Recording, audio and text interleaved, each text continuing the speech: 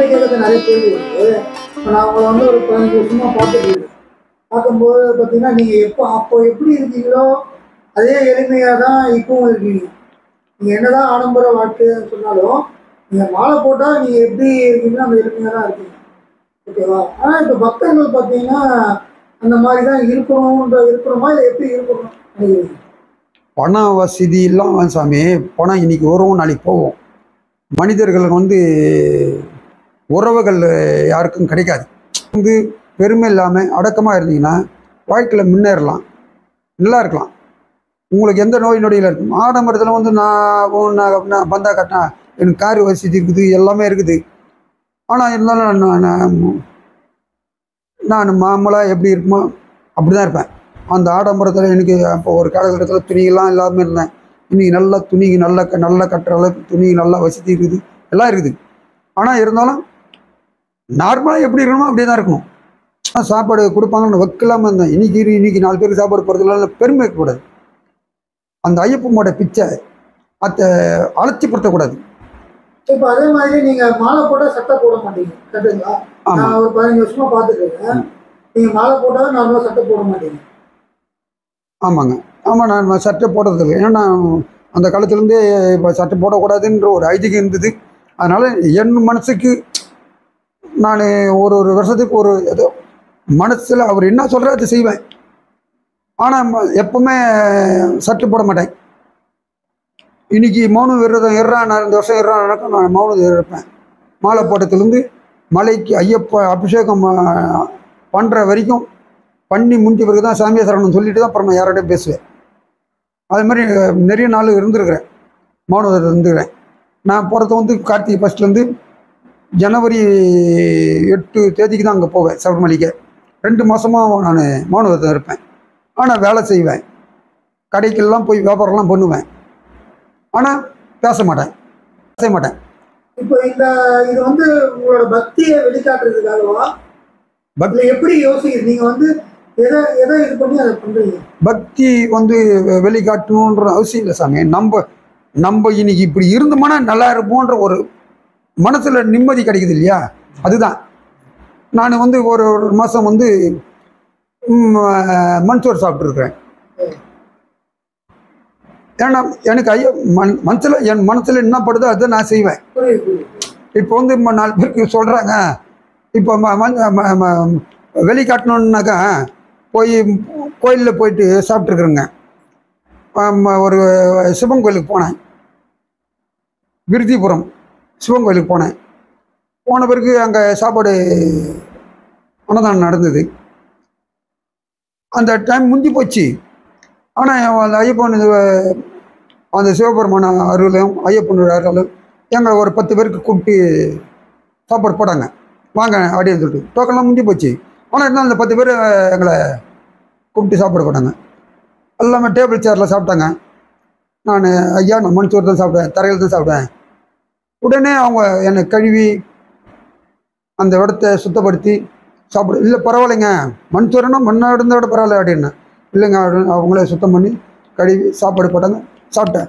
இது வந்து பெருமை கிடையாது, நம்ம இப்படி தான் இருக்கணும். ஏன்னா அது சில பேர் அசிங்கம் நினைப்பான், சும்மா நடிக்கிறது நினைப்பான். நான் அசிங்கம்லாம் நான் பார்க்க மாட்டேன். நான் பூஜைங்களுக்கும் போயும் தரையில் தான் சாப்பிட்டேன்.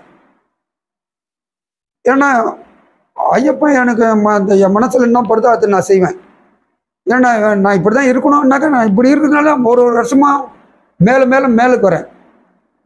இன்றைக்கி வந்து போன வருஷம் நான் இப்படிலாம் இருக்கிறதுனால, கட்டுப்பாடாக இருக்கிறதுனால வசதி வாய்ப்புகள் பெருகுது. பெரிய ஆளுங்களாம் என்னை மதிக்க மாட்டாங்க. இன்றைக்கி எல்லாம் பெரிய ஆஃபீஸர்லேருந்து என்னை மதிக்கிறாங்க, மரியாதை கொடுக்குறாங்க. ஒரு காலகட்டத்திலேயே நம்ம ரொம்ப ஏழ்மையாக இருக்கும்போது தால்தார் பையனும் தால்தார் டிரைவரும் எங்கள்கிட்ட மலைக்கு வந்தாங்க, தாலுகா ஆஃபீஸ் டிரைவர். அப்போ எனக்கு வயசு ரொம்ப இன்னைக்கு 65, அப்போ ஒரு 35 இருக்கும். அந்த காலகட்டத்திலேயே எனக்கு ஒரு மரியாதை. அந்த தாலுகா ஆஃபீஸுக்கு அவங்க பையனை பார்க்கணும் அப்படின்னு சொல்லிட்டு தாலுகா ஆஃபீஸ் உள்ளே போனவே தால்தார் ஏந்து எனக்கு மரியாதை கொடுப்பாரு. ஏந்து பாரு, வாங்க சாமி நீட்டி.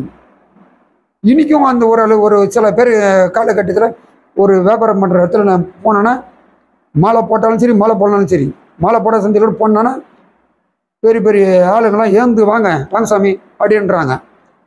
அந்த மரியாதை யாரால? ஐயப்பனால.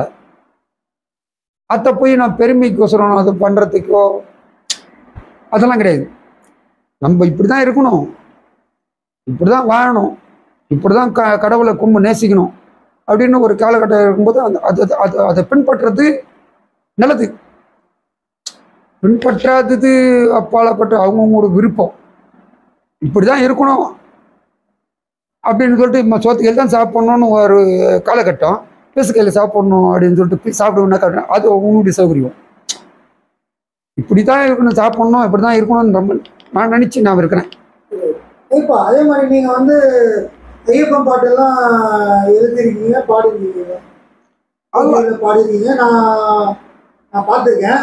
அது மாதிரி வந்து இருக்கிற பாட்டு நீங்கள் எதுனா பாட்டோ ஏதோ நீங்கள் ஒரு 2 லைன் பாடினீங்கன்னா இது நல்லா இருக்கும். இப்போ வந்து எனக்கு ஏதை படிக்க தெரியாது, இப்பவும் ஏதை படிக்க தெரியாது. பாட்டு கேட்டாலும் அது எனக்கு மனப்பாடம் ஆகி போகுது. அந்த மனப்பாடம் வந்து அவர் போட்ட பிச்சை, அவர் என்னை பாடுறான்றாரு. எனக்கு பெரும்பாலுமே எனக்கு ஏதை படிக்க தெரியாது. எனக்கு ஒரு பேப்பர் கூட எனக்கு சரியாக கூட்ட படிக்க தெரியாது. இன்னைக்கு பக்தி அந்த ஈடுபட்டுறதுனால அந்த சபரிமலை அந்த ரெக்கார்டிங் டேப் ரெக்கார்டிங்கை போடுறதுனால அந்த பாட்டு எனக்கு மனசில் பதியுதுனால எனக்கு இப்போ ஐயப்பன் பாட்டை நான் பாடுறேன். இன்றைக்கி வந்து அந்த பெரும்பாலுமா எல்லாமே பக்தியினுடைய கட்டுப்பாட்டில் இருக்கிறதுங்க.